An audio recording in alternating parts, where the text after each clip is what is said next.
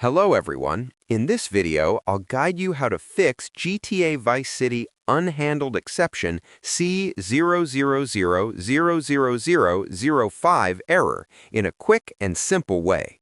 This error usually happens due to compatibility issues or corrupted game files, so let's fix it step by step. First, go to your GTA Vice City installation folder, right-click on gta-vc.exe,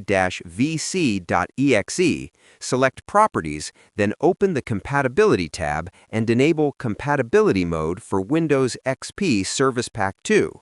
Also, check Run this program as administrator, then apply the settings. Next, update your graphics drivers to the latest version to avoid crashes. After that, try running the game in windowed mode by editing the shortcut and adding -window at the end of the target line. Now, if the issue still appears, reinstall DirectX 9 and Visual C++ redistributables. Also, make sure no mods are installed, as they can cause this error. Finally, restart your system and launch the game again, and it should work without crashing. Subscribe the channel for more videos.